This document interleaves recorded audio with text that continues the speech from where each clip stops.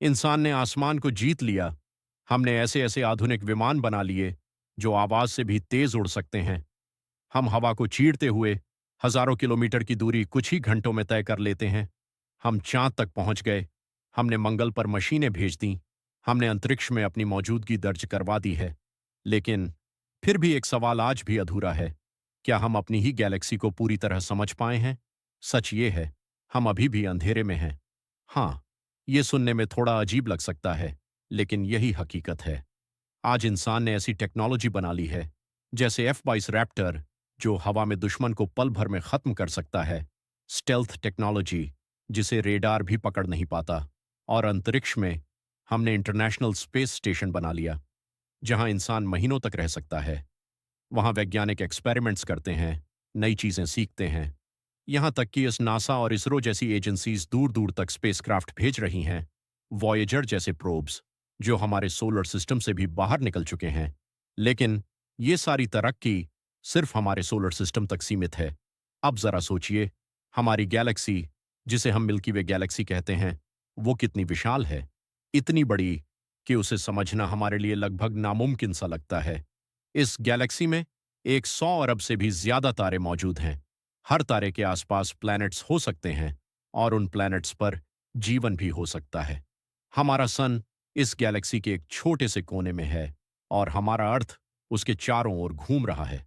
मतलब, हम ब्रह्मांड के एक बहुत ही छोटे से हिस्से में रहते हैं। अगर हम प्रकाश की गति से भी चलें, जो कि लगभग 3 लाख किलोमीटर प्रति सेकंड है, तो गैलेक्सी के एक छोर से दूसरे छोर तक पहुंचने में लगभग 1 लाख साल लग जाएंगे। सोचिए, हम कितने छोटे हैं और हमारी सोच कितनी सीमित है। अब एक और रहस्य, गैलेक्सी के बीच में क्या है?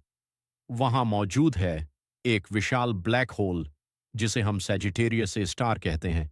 इसकी ग्रेविटी इतनी ताकतवर है कि कोई भी चीज, यहां तक कि रोशनी भी, इससे बच नहीं सकती। लेकिन हम इसे देख भी नहीं सकते। क्यों? क्योंकि यह रोशनी को भी निगल लेता है। तो फिर वैज्ञानिक इसे कैसे जानते हैं? उन्होंने सीधे इसे नहीं देखा, बल्कि उसके आसपास घूम रहे तारों की गति को देखकर उसकी मौजूदगी का अंदाजा लगाया है। मतलब, हम अंदाजे लगा रहे हैं, पूरी सच्चाई नहीं जानते। और यही बात सबसे दिलचस्प है। हमने बहुत कुछ बना लिया, लेकिन हमारी टेक्नोलॉजी की भी एक सीमा है।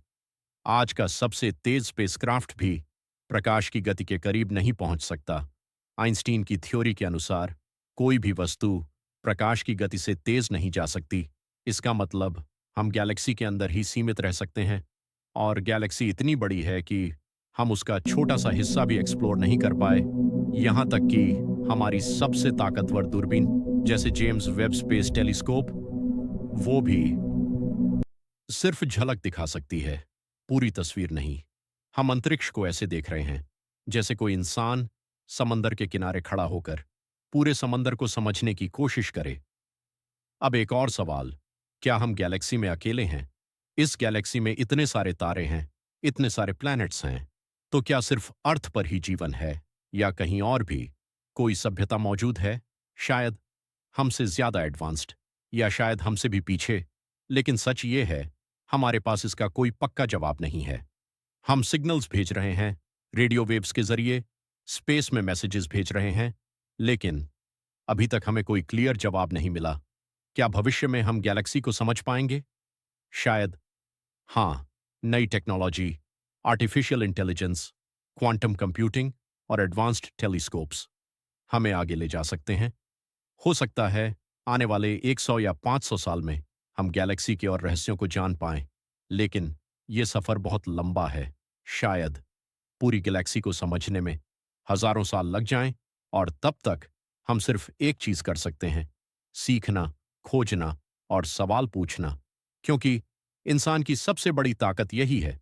तो सच्चाई ये है, इंसान ने बहुत तरक्की कर ली है, लेकिन ब्रह्मांड अभी भी हमसे कई कदम आगे है। हम उड़ सकते हैं, हम अंतरिक्ष में जा सकते हैं, हम दूसरी दुनिया तक पहुंचने की कोशिश कर रहे हैं, लेकिन हम अभी भी अपनी ही गैलेक्सी के राज नहीं समझ पाए हैं।